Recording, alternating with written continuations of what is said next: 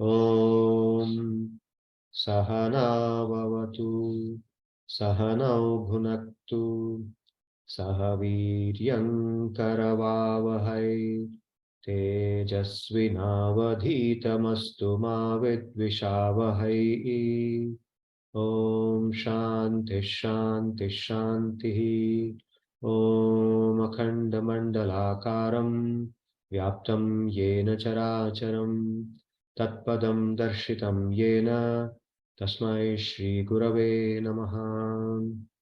Vasudeva Sutam Devam Kamsachanuramartanam Devaki Paramanandam Krishnam Vande Jagadgurum. Namasarvebhyaha. So today we are doing shlokas 24 to 33 of chapter 4. We have completed up to shloka 23 in the last session. So here, these 10 shlokas, today we have 10 shlokas, and the general theme of these 10 shlokas is yajna. Yajna in the path of karma jnana yoga. So I was thinking that in today's class we will do the shlokas first. I'll go through all the 10 shlokas, and then we can take the questions, answers, comments, etc. So the 24th shloka is as follows. Brahmarpanam brahmahavihi brahmagnau brahmanahutam brahmaiva tena gantavyam brahma karma samadhina. So this is the 24th shloka of the 4th chapter of Bhagavad-Gita. Here you will see the word Brahma is used multiple times. So what is the message being communicated here? The earlier shlokas, they've actually spoken about how one becomes purified by practicing karma yoga. And by that purification, one is able to see oneself as distinct from the material body. The path takes us towards that realization. Now, this shloka tells us how actually one realizes Brahman. What is the mentality with which one realizes Brahman? So what is meant by Brahman? Brahman is just another label for Sri Bhagavan. It's because different people who approach Sri Bhagavan don't conceptualize Bhagavan in exactly the same manner. They think of Bhagavan in different ways. Some people think of Bhagavan as some kind of an energy, which is nirakar, which doesn't have a form, which is nirgun, it doesn't have any qualities, which is nitya, eternal. It is a kind of an energy, it's a kind of an entity which is beyond the form, qualities, etc. we see here. And it doesn't have any personal aspects to it. There is no personality to it. Okay, for them, that is the absolute truth. That is the ultimate reality. And so they call it as Brahman. Okay, it's actually the same as Bhagavan. There is no separate entity. Brahman is not even an aspect of Bhagavan. It is Bhagavan himself. But when people think of him in that manner, he manifests himself in that manner. Okay, similarly, some people think of Bhagavan as the Paramatma in the heart. So they say that Bhagavan exists everywhere, and he is nothing but a person like us, but living as Paramatma. Just like we are the Atma, there is a Paramatma with us. And so our goal is to attain the lotus feet of that Paramatma. And so they meditate on him as that Paramatma who sits in the heart of every living being. And so in reciprocation, he manifests himself to them like that. So in the Bhagavatam, there's a shloka which says, Vadanti tat tattva vidaha tattvam yajnanam advayam brahmeti paramatmeti bhagavaniti shabdyate. So this ultimate reality, that advayam jnanam, it's non-dual. It is only one jnanam, it's only one entity. But that entity is known by different people in different ways. Vadanti tat tattva vidaha. Tattva vidaha means those who know the truth. Vadanti, they say that Advaya Jnana is known by three names, Brahman, Paramatma and Bhagavan. So here that word Brahman is used. In Sanskrit, it's a Nakaranta Shabda. Nakaranta means ending with in. And it is a neuter gender word, Napumsakalinga. So Nakaranta Napumsakalinga, Brahman Shabda, that becomes Brahma, Brahmani, Brahmani, and so on. It gets declined like that. There's another word, also Nakaranta, but Pumlinga, Brahman. Same word Brahman also appears as Nakaranta Pumlinga Shabda in masculine gender. Brahma, Brahmano, Brahmana. That's the declension. And that refers to Lord Brahma, the person we call as Sri Brahma, who is the Srishtikarta of this Vishwa. So we should not confuse between the two. This word Brahma refers to Sri Bhagavan, and Brahma refers to Sri Brahma. That is, when it's in the Pratama Vibhakti, that becomes Brahma, Akaranta. But this in Pratama Vibhakti remains Brahma. It's not Akaranta, it's Akaranta, Brahma. So here that Brahma is referred to, Brahmarpanam Brahmahavi. Okay, so let's go forward and see what this shloka is trying to say. So, like I said just now, Sri Bhagavan reveals himself, or he appears to people according to the way, just like he had said earlier, Ye yatha mam prapadyante tam stathaiva bhajamyaham mama vartmanu anuvartante mama vartmanu vartante manushyaha partha sarvashah. In the 4th chapter itself, earlier he had said, just like people in the same mentality with which people appear, or with which people approach me, they come to me, they seek me. In that same way, I reciprocate with them.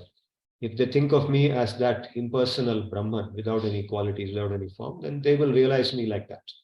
But if they know me as a person with all qualities, with all beautiful qualities, performing different activities, then I will manifest to them in that manner, as that complete entity, who is more complete than any other entity.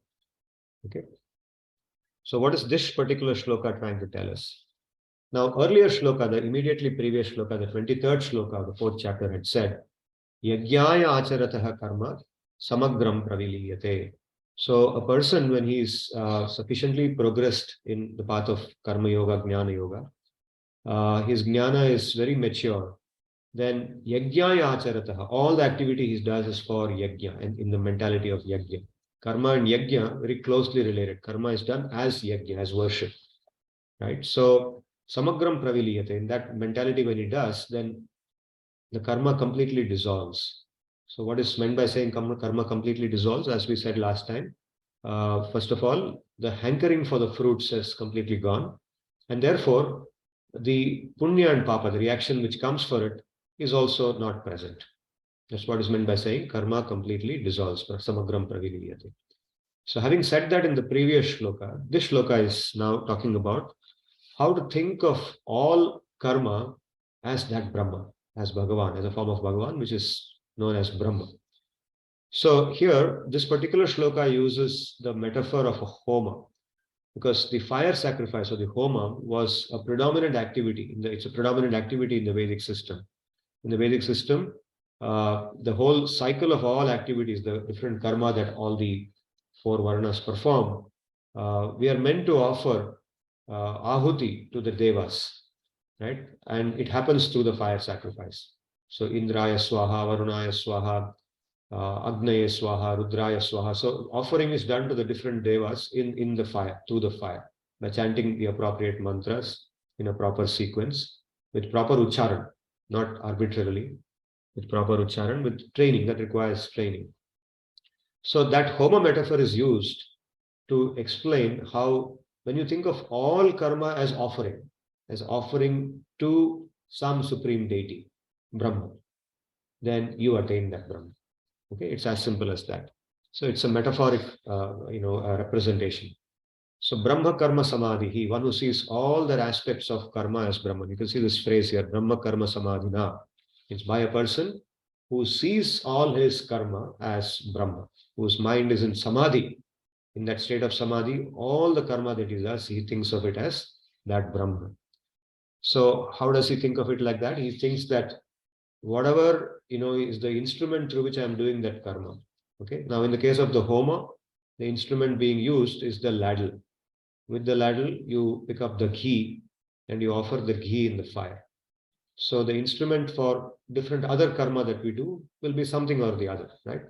Now, for example, the instrument I'm using to give this talk is a set of things like the computer, this microphone, and the software, etc., right? So a person in the mentality of karma yoga will think that, okay, this is also a form of Brahma. That Brahma has manifested itself as this computer, this microphone, this software, etc. So the instrument of offering is Brahma. Next, here it says Brahma Havihi. Havihi means the item being offered, the ghee. The ghee offered into the fire, Brahma, that is also Brahma. Agnihi, the Agni into which I am offering the ghee, right? That is also Brahma. Brahmagnav, Brahmanahutam, the person who is offering. Who is offering? So one is the priest. There is a Hota. Hota is the priest who is offering, or the Adhvaryu. The priest is known by different names in the Vedic system. So the Adhvaryu, the Hota, whatever he's called, he is guiding the whole home. And sometimes there is a sponsor. The sponsor is called the Yajaman. For example, the king or a rich person, a wealthy person who wants the homa, the fire sacrifice to be done, but he cannot do it himself because he's not trained, or he's not a Brahmana who is capable of doing it. So he engages a priest, and so they together do it. The priest advises him, okay, say this. Now pour this ghee. Now say this mantra. And according to what the priest says, the person follows. So this he conceptualizes, okay, I'm also Brahman. That person who is telling me is also Brahman. Okay, so this is the mentality. Brahmaiva tena gantavyam. So once a person who has developed this consciousness that everything is Brahman, all the activity I do, the instrument of the action, the item being offered in that action, the sink into which it's being offered, the person to whom it's offered, the person who is offering, the person who is guiding the person who is offering, everything is a form of Brahman. So he's thinking of Brahman all the time. His mind is always on Brahman. And so eventually he attains Brahman. Okay, Brahma karma samadhina brahmaiva tena gantavyam. So this is what is being explained in this 24th shloka. Going forward, Sri Bhagavan says, but not everybody is on that level of maturity, spiritual maturity. So there are people at different levels. So there are people who are still offering, not thinking of everything as Brahman. Daivameva apare yagyam yoginaha paryupasate. So some karma yogis in some stage of karma yoga, they're offering to the devas. Brahmagnav apare yagyam yagyena upajuhvati. So Daivam here refers to the devas in the Swargloka, like Indra, Chandra, Varuna, and so on. So the karma yogis, because in standard process of karma, in Samanya Dharma, how does Samanya Dharma work? In the third chapter, it's explained how through about 8 or 9 shlokas in the third chapter, the cycle of karma and the maintenance, sustenance of humanity is explained. How, as human beings, when they do all their work, ultimately the produce that comes is offered to the devas. And we express gratitude that because of the devas in Swarga, that everything is made available to us. The rain comes, the sunshine comes, the wind comes. Okay, so this universal system, there are different authorities who are providing. Just like in a country, so if you use the metaphor of a country, you can say that there are different ministries which are responsible for making different provisions available to the citizens of a country. Okay, there's some ministry which provides justice, there's a ministry which provides, electricity, water, roads, transportation, everything, taxes, financial services. So different ministries are headed by different ministers, authorities, under whose administration these ministries run. And there are officers, bureaucrats who work with them, who make sure that everything works properly. So this universe like that, the different phenomena in the universe in which the living beings move about in the different lifetimes, is also guided by different living beings. Just because we cannot see them with our naked eyes, it doesn't mean that they don't exist. We don't see them, but we see their activities, we see their outputs, right? The sun rises, the sun sets. Okay, so this should not be, when I'm speaking like this, it should not be thought that I'm speaking like some Greek mythology or something like that. This is unscientific. No, this is actually the reality explained in the Veda. Veda explains that this is how the universe works. And these devas whom we don't see, they are the recipients of what we offer. And the mode of offering, just like when I have to send an email to somebody, what do? I don't see that person. That person may be thousands of kilometers away from me.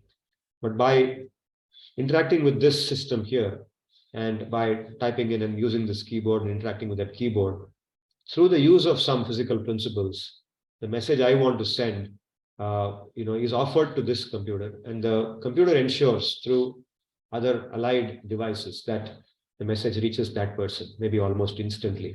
Exactly in the same way, the universal system is designed that this whole operation of the mantra, along with the fire, with the ghee, and all the allied items which go with it, they ensure through some subtle process, which we don't know how it works. It's not explained like the way electromagnetism is explained. But there is a process, the Veda says, that instantly that reaches that Deva there in whatever form. It may not reach in exactly the same form that we offer, but it reaches him in whatever way that he needs it. And he is pleased with that. He knows in his account that so-and-so has made this offering and it has come to me. His account takes care of that, right? And if you don't offer in the Samanya Dharma system, if a person is following Dharma and he does not offer, then there is a reaction for it. Now, one simple example of that is in the Krishna Leela, we hear the story of Govardhan, the Govardhan Leela of Sri Bhagavan, in which these people in the village, Nandagram, they're living, and every year they make an offering to Indra. There's some offering that's made to him. Indra Puja is done and the offering is done. And that's one particular year when Sri Bhagavan is about 7 years of age. He says to them that, why are you doing this? Don't offer to Indra, offer it to Govardhan instead. This Govardhan is the one that's giving us everything. Who is Indra? What is he giving? So they try to calm him down. They say, no, you're only a small kid. Don't speak like that. Don't offend Indra, because Indra is the one who's providing everything to us. It's because of Indra that we get rain. And he ensures that nothing goes wrong. He's the king of all the devas. So don't speak foolishly. You're only a small child and you don't understand these things. Then he convinces them. He says, don't worry, I will protect you. Don't worry. And because of their devotion to him, they're so attached to him, they don't know that he is the supreme being, right? He does not reveal that, and he himself is not conscious of that. But he has the knowledge that there's no need to offer to Indra if you offer to me, because everything is inside me. Okay, this is implicitly known to him. In that Leela, in his Vraj Leela, he is not even conscious that he is the supreme being. Everything is. So implicitly, his energy says that if everything is offered to him, it also reaches Indra, and there's no need to separately offer to Indra. So he tells them that, and they accept it. They humbly accept it. And then we know what happens, that they don't offer to Indra. Instead, he sits there. They offer to Govardhan, and Krishna, the small boy, he eats whatever is meant to be offered to Indra. And Indra sees that this is happening because his cognition is able to figure out that a small boy, small kid in this village, a village boy, has interfered with the normal process. I'm supposed to get this offering, but it has not come. Maybe being a deva, he is not greedy for it, but he says that this is not the way the universe runs. If a citizen does not pay its tax, the government may not be affected by it, because it's only one citizen paying a small amount of tax. Nandagram is one small village. How does it matter? But that's not the point. The point is the system is disturbed. And if a system is disturbed, then there has to be a punishment for it.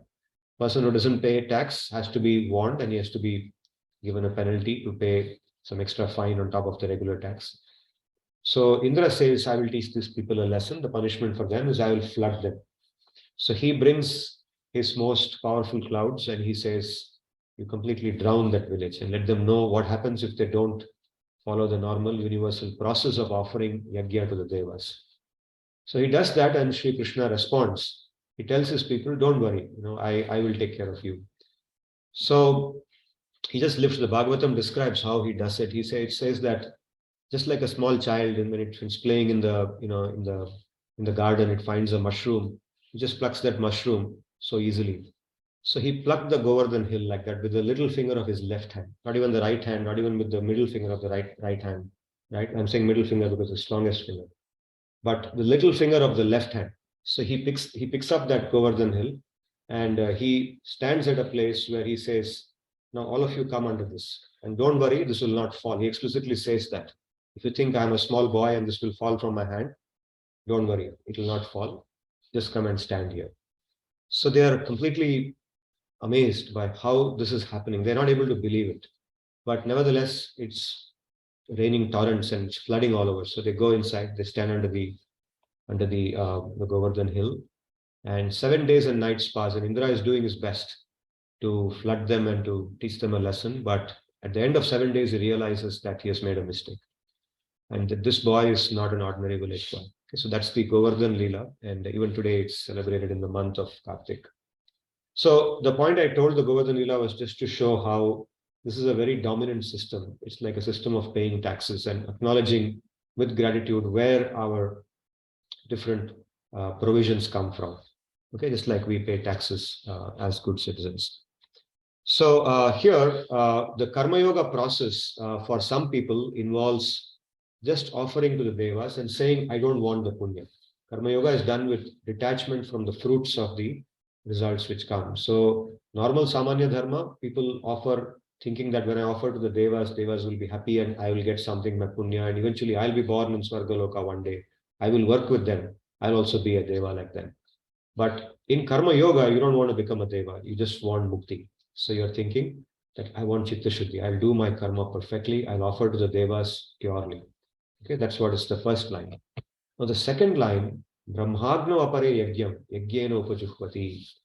There are two meanings given to this. One by Sri Vishwanath Chakravarti. Vishwanath Chakravarti explains it like this. He says that this line refers to the Jnana yogis, the people who are not in the process of offering to the devas, but they're already purified.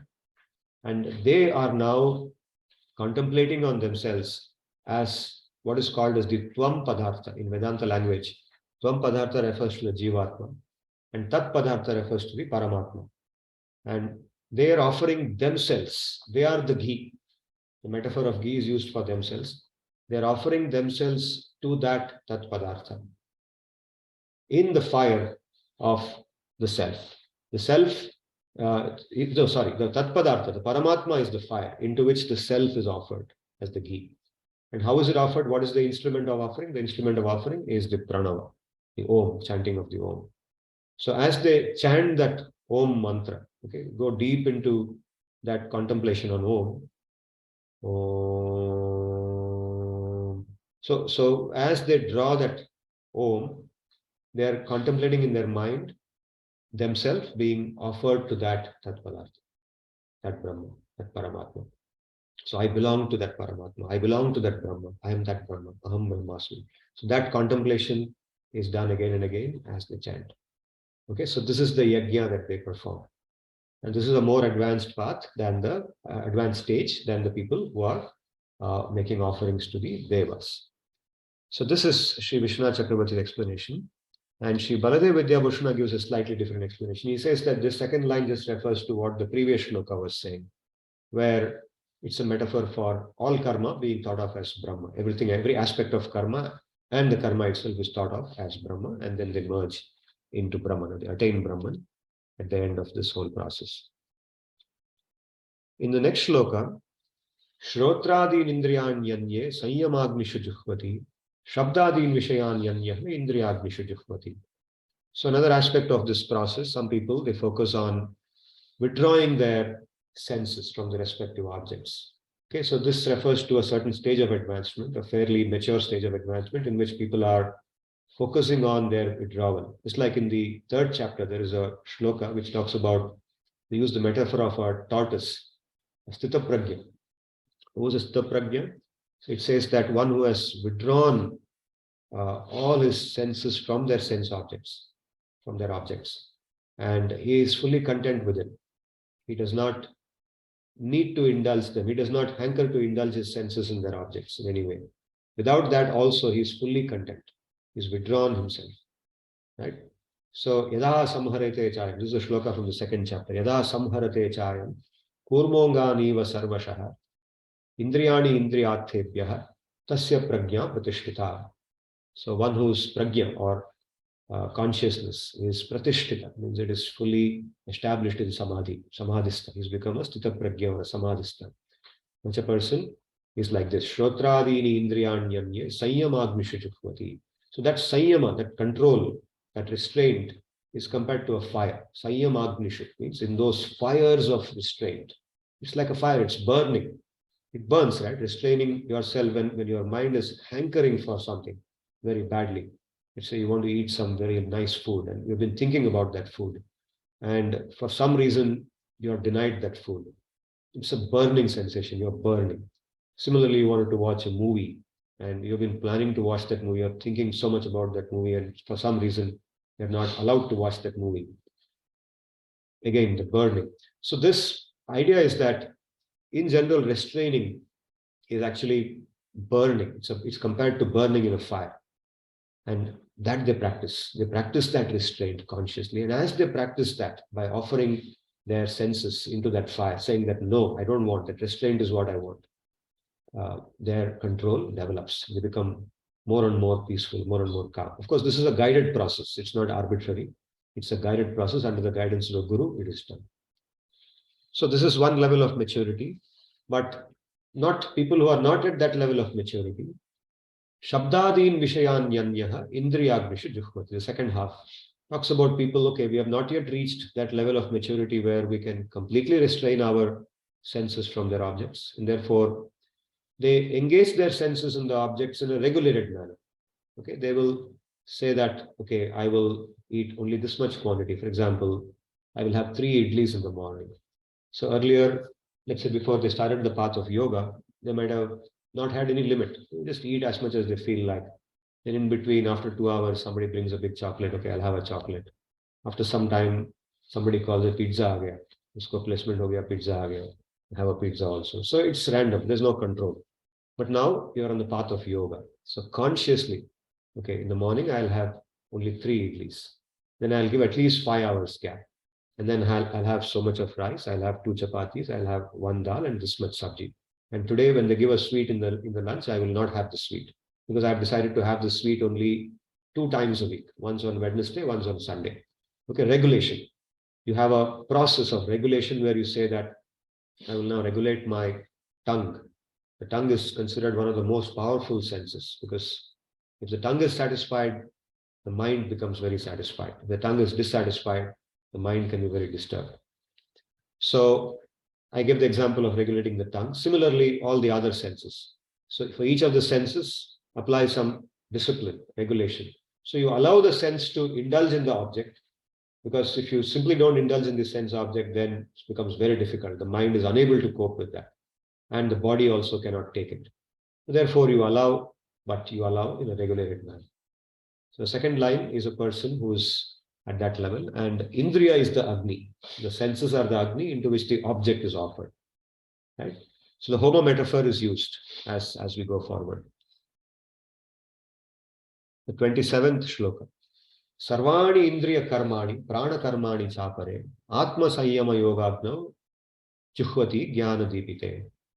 So another difference between that, people who think of, okay, we are offering the activities of all our senses, Sarvani Indriya Karmani. So through our senses, we do different activities. And this refers to people who are in a very mature stage again. And they have already reached the level of the jnana. They have already developed that conception that, okay, I'm a pure Jivatma. And they're very peaceful. They don't really need to really indulge themselves. They've already managed to restrain themselves. Regulation has worked with them. They've already reached a certain level of advancement. But still they're doing activities, just like we gave the example of Janak Maharaj or Yudhishthir Maharaj. These people were very mature, very spiritually advanced people, but still they conducted all their responsibilities. So here, if they are still on the path of Karma Yoga, okay, then all their activities, Sarvani, Indriya Karmani, Prana Karmani, okay. So Prana Karmani, what are the Indriyas? We'll come to the Prana Karmani in a moment. The Indriyas are the 10 senses. Here, in English, senses, sense organs. Senses, like we say, sense of seeing, sense of vision, sense of hearing, sense of smelling, sense of tasting, sense of feeling. The corresponding organs like ears, eyes, nostrils, tongue, skin. Similarly, hands, legs. So the first 5 listed here, the ears, eyes, nostrils, tongue, and skin, they are considered as the Jnanendriya. Jnanendriyam, Jnanendriyani. Jnanendriya refers to the senses or the organs through which we get knowledge. We perceive, we say perception, senses of perception, right? And the other 5, hands, legs, the voice box, the larynx, the genitals, and the anus, they are considered as Karmendriya. Karmendriyam, Karmendriyani. So Karmendriya refers to those senses through which we perform different activities. Actions, activities, they happen through that, right? Speaking, moving about, working, right? Or eliminating waste from the body, right? Reproduction, all that happens through these Karmendriya. So the senses, now where do the senses actually reside? The senses actually reside in our Linga Sharira or Shukshma Sharira, not in this gross body, subtle body, okay, which moves with us from one birth to another birth. The gross body is a manifestation place. The body that we see externally, the body with flesh, bones, blood, etc., that body is the body which has the organs in it. The organs are in that body. The organs are not in the subtle body, but the senses are in the subtle body. Okay, they reside there. And they go with the Jivatma from one birth to another birth until he gets mukti. When he gets mukti, the senses also are dissipated because they are material in nature. And the Jivatma realizes his original consciousness, which is free from these senses. It doesn't require them.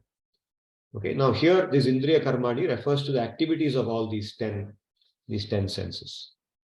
So prana, okay, again there are 10 prana, just like 10 senses, 10 Indriya, there are 10 prana also. So what does the word prana refer to? Now, the loose translation I have found in English, the loosely translated phrase is breath. Prana is breath or air, life air. Some people translate prana as life air because when somebody dies, then we say pran uska chala gaya, right? Pran nahi hai isme abhi, ye mar gaya. So prana and air are closely related, and there's a close connection between them. But prana is literally not air. The direct translation of prana is not air. Prana actually refers to some kind of a vital force which exists in this material existence. It's a material thing. It's existing in this material universe. It's like a current.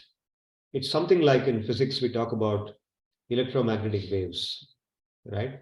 So these electromagnetic waves are the magnetic field of the earth, we say. This is not something that is physical, although we talk about it in the world of physics.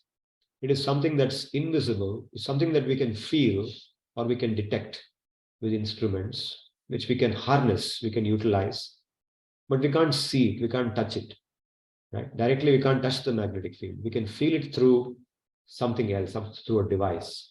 We can feel electric current, okay? So prana, similarly, is a subtle current which flows in this universe. And that prana is actually one thing, but that is drawn into the body, into the material body, the Jivatma, because the Jivatma needs the material body in material existence. The Jivata's material existence happens through this material body, the gross body, and within the gross body, the Linga Sharira, the subtle body, Sukshma Sharira. So the prana is drawn by the Jivatma to perform the functions of the subtle and gross body. Okay. And as it is drawn, this vital current is drawn into the body, it takes these forms. So 5 of these, the first 5 of these, they are called the Mukhya Prana or Mula Prana. Prana, Apana, Vyana, Samana and Udana. Okay. Prana, Apana, Vyana, Samana, Udana. These 5 are the Mukhya Prana or the Mula Prana. And the next 5, Naga, Kurma, Krikara, Devadatta and Dhananjaya, they are called the Upapranas or the Sub-Pranas. Okay, so together these 10, they reside or they move about. They are drawn into the body, okay, and they exist and they form a particular, they give the Jivatma a body of its own. Okay, in another classification, there's a 5-fold classification of the bodies that the Jivatma has. The classification I told you now is in Vedanta. It talks about the Stula Shariram, Sukshma Shariram, and Karana Shariram, 3 bodies. This other classification in yoga, from the world of yoga, that talks about 5 types of bodies. Okay, it says Annamaya Kosha, then Pranamaya Kosha, second one. The third one, Manonmaya Kosha, Vijnanamaya Kosha, and Anandamaya Kosha. 5 levels. The most external is this Annamaya Kosha, because it's Annamaya. Ultimately, this body is sustained by the Anna that we eat, right? So all the blood, all the different things which flow in this body, the blood, the mucus, the stool, the urine, everything that we have, the flesh, the muscles, it all is a transformation of that Anna that we take. And therefore, this body is Annamaya in nature, right? Similarly, even the baby's body, before the child is born, the baby in the mother's womb is born out of the food that the mother eats. Mother's food goes into transforming that small embryo into a fully grown child before it comes out of the womb, right? So this body is growing because of the food that we take. So Annamaya. So within that is the Pranamaya Kosha. And that is where this prana that I'm talking about, that exists in the body.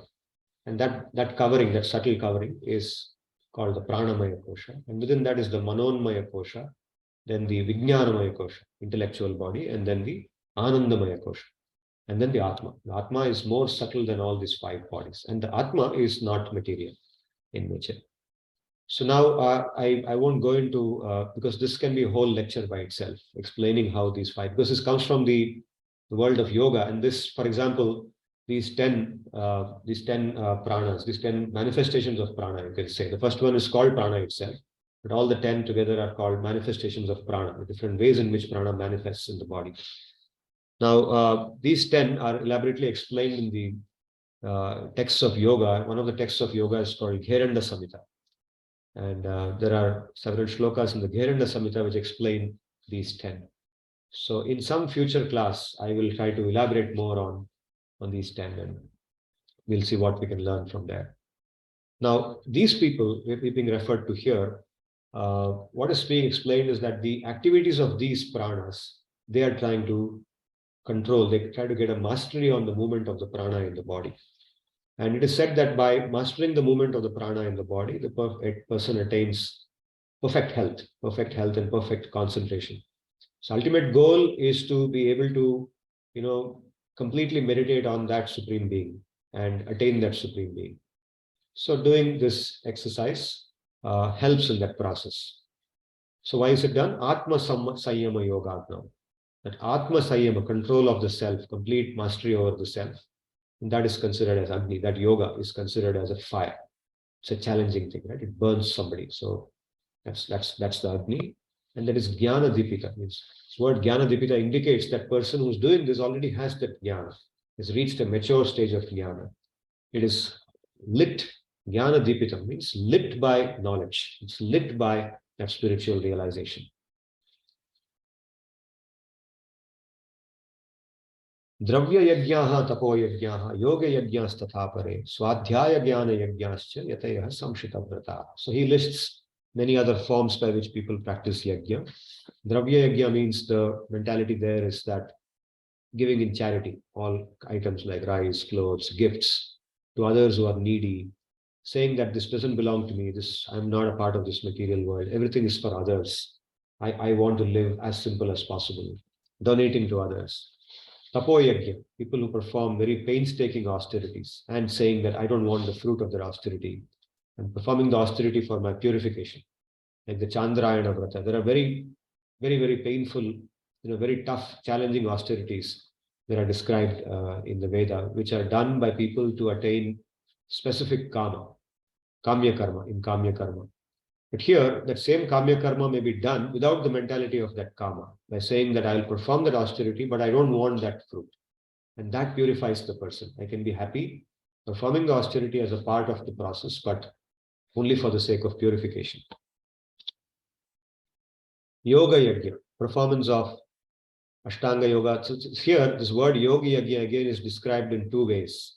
You can see how different acharyas, when they comment on these scripture, they bring in different realizations from different perspectives, just like we do in our research.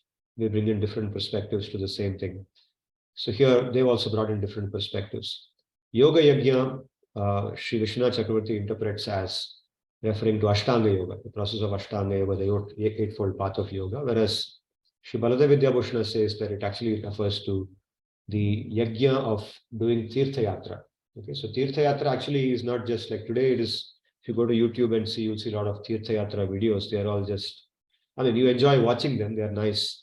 Like I was telling Pooja 2 days back about one video I saw about one popular YouTuber who's visited Mathura Vrindavan, and he's talking about how, you get Mathura ka peda here and some other beautiful food, all the food in Mathura, and then some temples in Mathura, and then he goes to some river, Yamuna is there, and he puts Yamuna water on his head.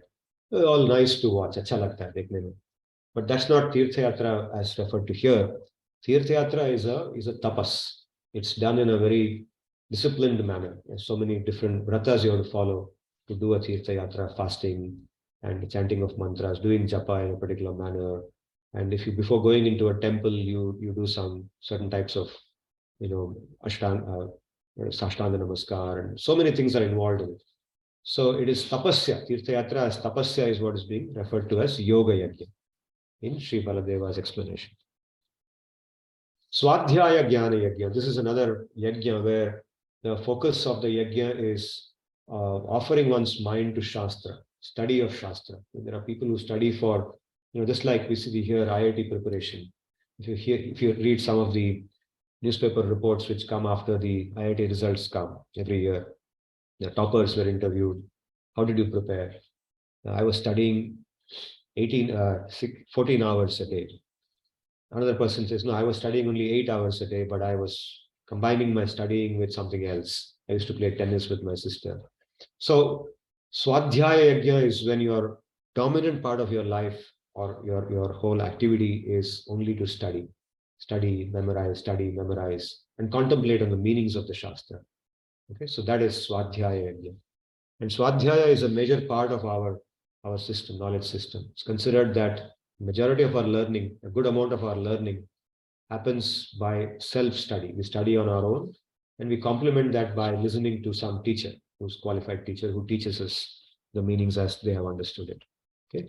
Yatayaha samshita vrataha. So these are all yatayaha, means people who are devoted to the practice. Yati means one who's doing yatna, who's doing effort, who's putting in effort to achieve something. It's called a yati. Okay. Yati is also a word used to refer to sannyasis, because sannyasis are people who are making an effort, conscious effort to make spiritual progress. They're performing so many vratas and so on. So yatna paraha, yatayaha. Samshita vrataha means they are people who are intensely focused. Samshita means very tight focus, very fixed mind. They are not distracted by this and that. Intense focus. Samshita vrataha. 29th shloka. Apane juhvati pranam, prane apanam tatha pare, pranapana gati ruddhva, pranayama parayanaha. So here he is referring to the process of depending heavily on pranayama. You see some schools of thought today, for example, if you see Bihar School of Yoga, or if you see, I think even Sri Ravi Shankar, some of these schools of thought which are providing us ways to make spiritual progress. Pranayama is a dominant aspect of their process. They also tell a lot of other things about sattvic living, the diet, and so on. But the dominant thing is pranayama. Pranayama is the dominant sadhana through which one makes spiritual progress. So this shloka is referring to such people. Apane juhvati pranam. So we talked about the 5 mukhya pranas, right? Apanam and prana. Prana is considered the outward moving breath. Right? Apane, that outward moving breath. Juhvati, in that outward moving breath, prana. Okay, first line is apane juhvati prana. Apana means the downward moving breath. Apana is considered the downward moving prana. And in that, the outward moving breath is offered. Okay, that is some process. And that is the process of puraka. Puraka means what? Puraka means breathing in, inhalation. Inhalation is puraka. Okay. And prane apanam tathapare. The opposite of that. That is rechaka. Is offering the downward moving breath into the outward moving breath. Okay, offering apana into prana. It's called rechaka, exhalation. And the next line says, pranapana gati ruddhva pranayama parayana. Pranapana gati ruddhva means refers to the in-between step. In between the two, inhalation and exhalation, there are 2 stages where we hold the breath, and that is called kumbhaka. Kumbhaka means once you inhale fully, then you hold the breath. You don't let it out immediately. Hold it for some time. There's a count. You count so many times, you count to some number, and then you inhale. Okay, and this is done in different ways. For example, some people, the way I was taught, there's a particular mantra to chant when you inhale, there's a particular mantra to chant when you hold, kumbhaka, there's a particular mantra to chant when you do rechaka, and again you do kumbhaka, bahi kumbhaka, hold again. So holding happens 2 times in that cycle of 4. Once you are inhaled, you hold. Once after exhaling, again you hold. So after inhaling, that's called antak kumbhaka, means internal holding. Bahi kumbhaka after exhaling, hold it. Okay, so this way you try to elongate. You try to inhale for as long as you can. Have a very long inhalation, very long holding, very long exhalation, and again a very long holding. So you're slowing down the mind. slowing down, slowing down, slowing down. And as you do this, you meditate on that Supreme Being. Ultimately, all the yajnas, the objective is to meditate on that Supreme Being because the intention is to attain that being, right? Leave this material world behind, detach from the material world and attain that being. And here, the way pranayama parayana, those who think pranayama is the dominant process for them.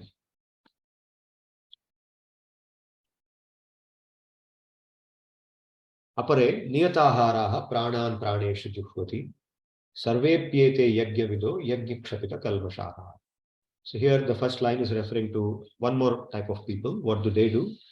They niyataharaha. Their focus is to cut down the quantity of food they eat. Okay. So as they go forward, they say that today I have 3 idlis for breakfast, but next week onwards, my normal quantity of eating will become 2 idlis. Okay. Similarly, I have 2 bowls of rice, but I'll make it 1.5 bowls.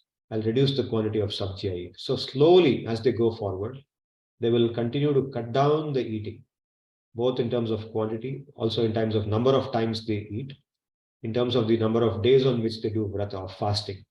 They will fast, and their fasting also, they will go towards nirjala upas. Nirjala upas is when you don't have even water for that much time. Many people do that. So as you do that, what is the intention? The intention here is described as pranan praneshu juhvati. By doing that, what happens is your prana, because see the prana that I talked about, the vital current which flows in our body and with which the body is able to perform different activities. All the activities of the body, like the activity of breathing itself, it's a physical activity, and activity of digestion, the blood circulation, the heart beating and going and supplying oxygen to the different organs in the body. All the different kinds of actions that happen inside the body, they are happening because of these prana. Now, if you don't eat food, now how does the prana develop in the body? How does the prana exist or be active in the body? How is the current strong? Okay, if you're calling it a current, how is the current strong? The current is strong when you actually take inputs like food, water, sunlight, okay, live in a clean place, have clean thoughts. These things, they strengthen the prana. But when these things are not there, these things are removed, then the prana becomes weaker and weaker. And that's what they're trying to do. By reducing the food, dependence on food, they are consciously trying to make their prana, dependence on the prana, less and less. The prana becomes weaker and weaker and weaker, but they try to maintain their consciousness bright through that. And that's how they develop the realization that I am not this body. See, all of them are aimed at, I am not this body. I am that Brahma. I am a part of that Brahman. I am the pure Jivatma who doesn't need to depend on this body. Okay, there's a consciousness. So that consciousness is worked upon systematically. Okay, you give yourself regulation. By slowly doing this, you detach yourself from the body. Earlier, it was done through controlling the senses. Here, controlling the food, specifically food. The focus is on the food and weakening the prana. Right? And Sri Baladeva explains, he says that the senses they dry up. Pranan praneshu juhvati. Prana is offered into prana, which means the prana, the item being offered, is the ghee as well as the fire. Pranan praneshu juhvati. So he says the senses they dry up and vanish, just like on a hot piece of iron. If you just sprinkle some drops of water, what happens? Instantly that drop of water will become water vapor and just vanish, right? So like that, the pranas just vanish, the senses vanish. Because the senses are dependent on the pranas become weak, the senses also become weak. And the senses will no longer demand for this and that, right? The senses are out of the picture. The focus is on that Bhagavan. And there's a complete realization of Bhagavan that is being sought after. Sarve piyete yajna vidaha, second line, yajna kshapita kalmashaha. So these are all people, means he's now summarizing in the last so many shlokas from the 24th shloka onwards. We've reached the 30th shloka now. So 7 shlokas. He's summing it up by saying, all of these are people who are knowledgeable in the process of yajna. Process of yajna is a process of offering something with the intention of purification. And they are yajna kshapita kalmashaha. Kalmasham means impurity. Okay, impurity, kalmasham, unwanted thing, anartha, dirt, sin, papa. So yajna kshapita kalmasha. Because of yajna, this impurity has been removed. There are people who have removed their impurity uh, by performance of yajna. Kshapitam means that which is discarded, thrown out, got rid of.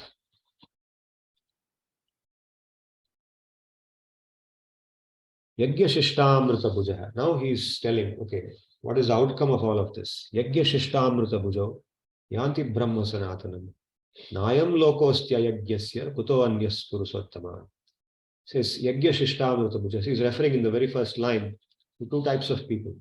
Yajna shishtamrita bhuk means one who actually enjoys when you do an yajna. Now, normally when you do a homa, let's go back to the very first metaphor of the homa. When you do a homa, what happens? You offer food in that. Food is offered to Vishnu, food is offered to the Devas. And the remaining, it's called prasadam, yajna shishta. Yajna shishta means what remains from the yajna. Now, food is offered, that food obviously doesn't vanish completely, right? A part of it is still left. And that food is now served to everybody. That's considered prasadam. It's Bhagavan's prasadam. And that prasadam is purifying. By eating the prasadam, one in the samanya dharma system, one gets punya. One gets the punya, and then what happens? When a person actually enjoys this life, he has a very good material life. He gets a lot of material returns from that, both in this birth and the next birth. Now, what happens to the person who is doing it by saying, I don't want that punya? He also is given, even though he says, I don't want the punya for myself. He has followed the disciplined process, so he also has a very peaceful life. And so, even though this is the not sought after, see, both Vishwanath Chakravarti and Baladev Vidyabhushan point out that the first phrase, Yajna Shishtamrita book, it is pointing to what the people in Samanya Dharma are looking for, that punya. And therefore, the Karma Yogi is not looking for that. It is the not sought after result of karma, but still he gets it. Because he's sincerely doing it, he's given the reward. Person may say that, I don't want anything, but I just want to do social service. Society will still reward him, right? Society will say, you don't want it, but we want to reward you because you are such a good person. So they give him a Padma Shri, Padma Vibhushan, etc. Right? Yanti Brahma Sanatan, but he also gets, not only that, but he also gets that Supreme Brahman. He also attains that padavi of Supreme Brahma eventually. He gets both. So that is the sought after result. He attains both the not sought after result and the sought after result. And what happens to the others who don't do yajna? It says, Nayam lokostya yajnasya kuto anyas kurusuttama. So it says, even in this world, that person will not be happy. If he doesn't do yajna, he's like the person who doesn't pay taxes. He's trying to avoid the government. Just like we sometimes hear about some very wealthy person who broke all the rules, made a lot of money and ran away from outside. He made some bank bankrupt. The bank itself became bankrupt. And then now he's gone to some other country and he's taken refuge in that country, right? And now the government is trying to bring him back here. So he's not happy. Obviously, such a person, even though he has a lot of money, he's been trying to break the rules and trying to evade this, evade that, trying to do workarounds for himself. And what happens? He is suffering. He's become very unpopular in the country. All the media writes negative things about him.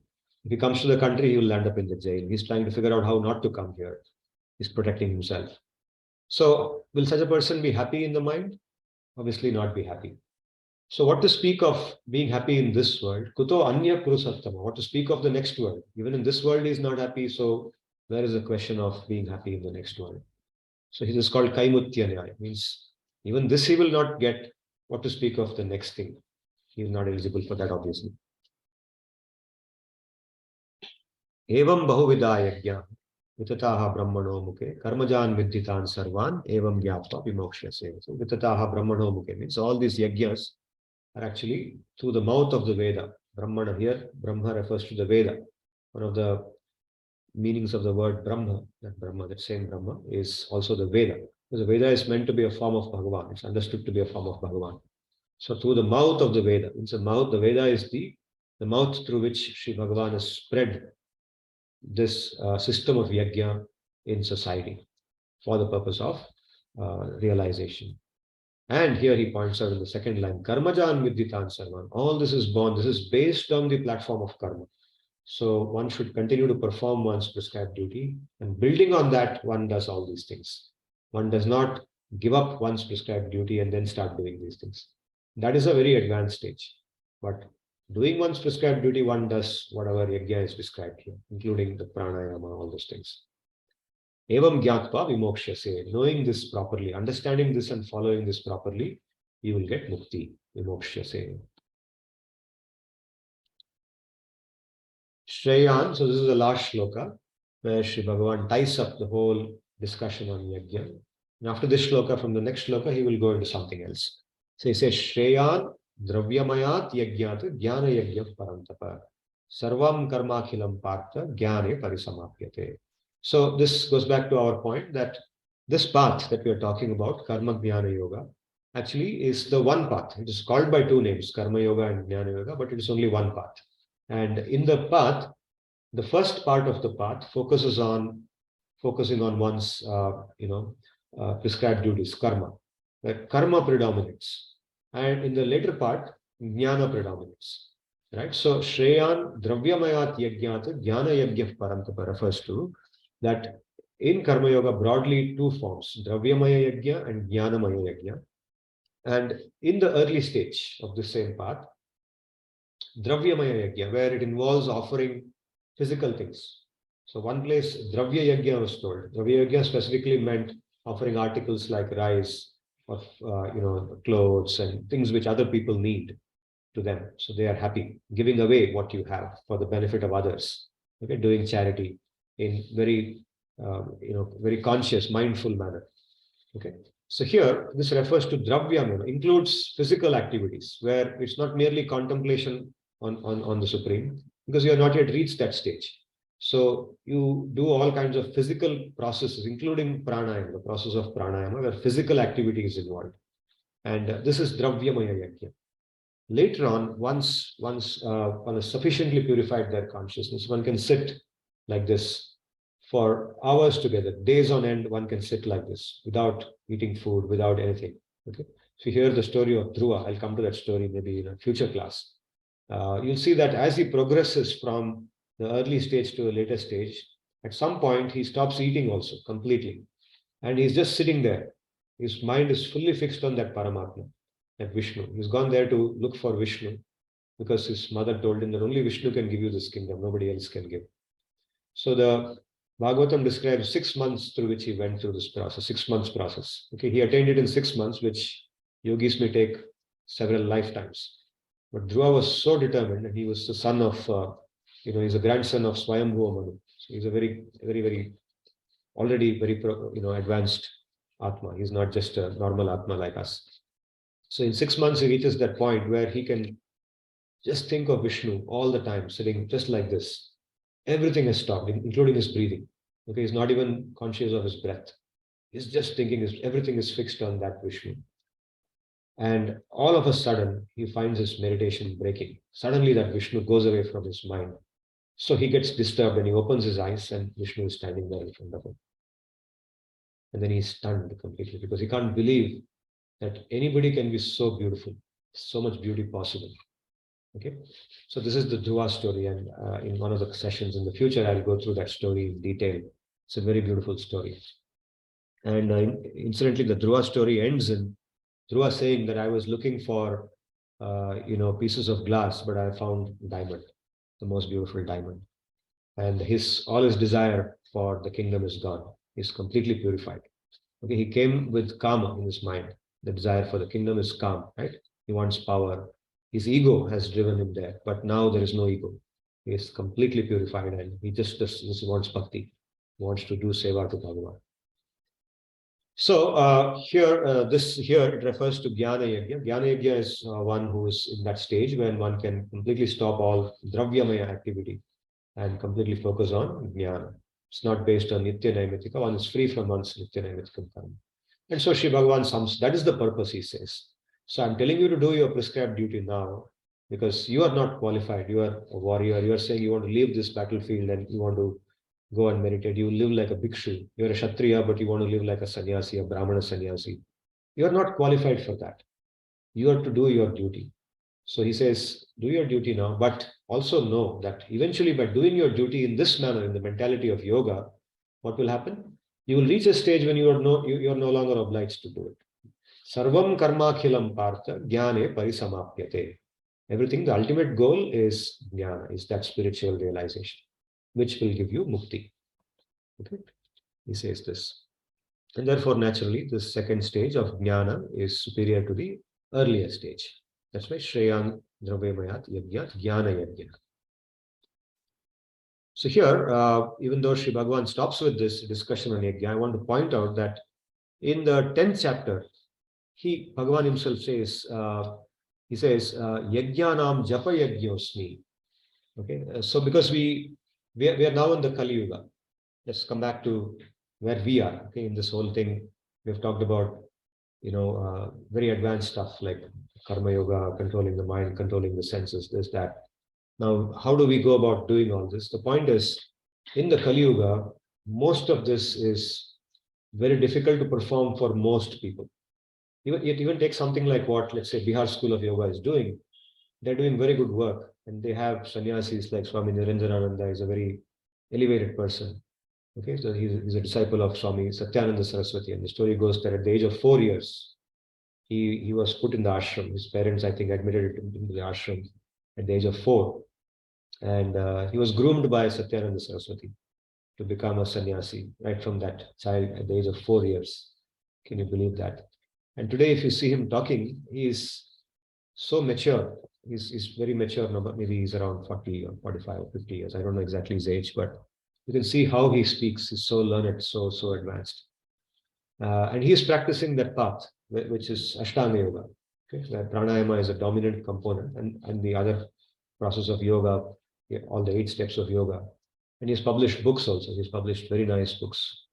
Kind of publications that Bihar School of Yoga has, the level of clarity that they have brought about in their writing is simply amazing. And I would recommend any of you who wants to know more about yoga to sort of read those books and enrich yourself. But the point I'm trying to make now is how many common men can actually do that. That path of Ashtanga Yoga, the kind of paths described here, much of that is difficult for the majority of the population to practice. A few people can practice that and they can attain perfection. They can also inspire others to practice to the extent that they can. In the Kali Yuga, the best form of yajna is this japa yajna, where one performs japa. Japa means chanting the mantra, reciting the mantra that is given by one's guru. Okay, whatever that mantra is, meditating on that mantra by repeating it again and again in the mind.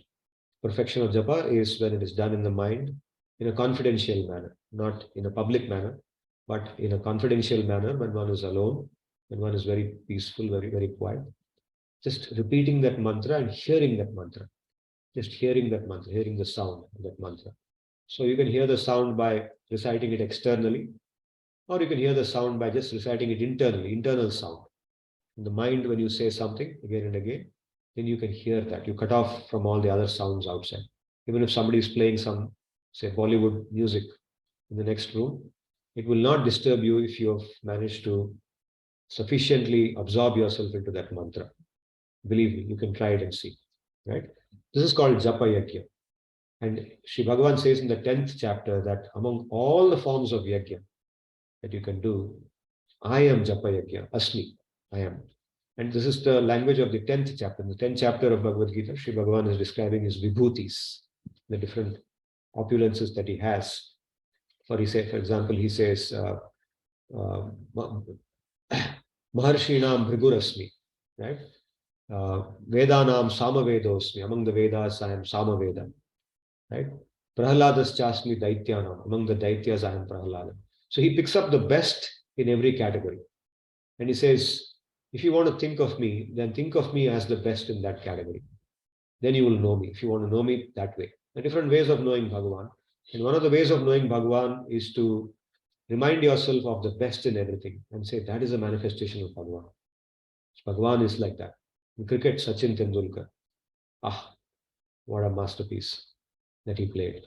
So Bhagavan, it reminds you, okay, how much better Bhagavan will be if Sachin himself is like this.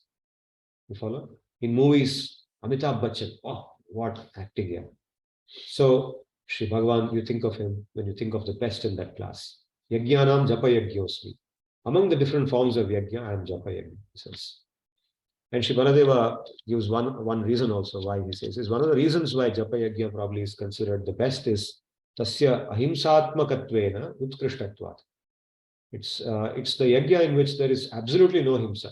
In all other forms of yajna also, we don't consciously do any himsa, but indirectly some form of himsa may happen. Like when you offer ghee into the fire, there are many creatures which get killed in the yajna, right? So then there is parihar also is done. So there's also some literature which talks about how, there is parihar done for the killings that happen when we do anything. When we cook food, some germs get killed. In fact, we boil water to kill germs. That's the intention of boiling water, so we can be free from any infections and so on. So what right do we have to kill others? That water is not meant for our drinking. Water is water, and the animals have the right to live there. Right? Other creatures can live. That is their home. Now you are taking their home for your food, and you're killing them. What right do you have? You don't have any right to do that. So this logic is addressed in the Veda, and there is parihar done in different ways to compensate for that, to compensate for the pap that comes from that. Okay. So there is some form of ahimsa involved, even though it's completely unintentional. There is ahimsa involved, or at least you're troubling somebody when you're doing something. But when you do japa, then you don't trouble anybody also. You don't kill anything, you don't trouble anything also. And Sri Baladeva says that he points out there is a level of purity in japa that is not present in any other yajna because of this particular reason. Okay, that may not be the only reason why Sri Bhagavan considered it superior. One good reason why it's advised in the Kali Yuga is that it is also the easiest yajna to do, because it's so easy that anybody can do it. You don't need to be a Brahmana, you don't need to be trained in the Veda. You can be of any caste, any creed. You can be a Dalit, you can be a tribal, you can be anything that you want. But you can do japa and get the same benefit as anybody else. There's no caste, there's nothing in it. Anybody can get the benefit of japa yajna equally, right? So that's the yajna which goes beyond all discrimination. Maybe that is in a subtle way that ahimsa word can also be attached there. So we should practice japa yajna, and as we know, like I've been saying in the earlier shlokas also, that in the Kali Yuga, bhakti is the process, and in bhakti, the path of japa, chanting the names of Bhagavan, japa of Bhagavan is the key yajna, is the dominant aspect of the path of bhakti. That's the dominant sadhana. And as we go forward in future sessions, I will conduct sessions dedicated to bhakti, where I speak on the properties and practices of bhakti, the mentality of bhakti, and so on. So I will stop with this for today. And now I think I have taken longer than I promised, but I hope you're not tired and you've decided not to ask any questions today. I look forward to hearing your questions and trying to answer them whatever way I can.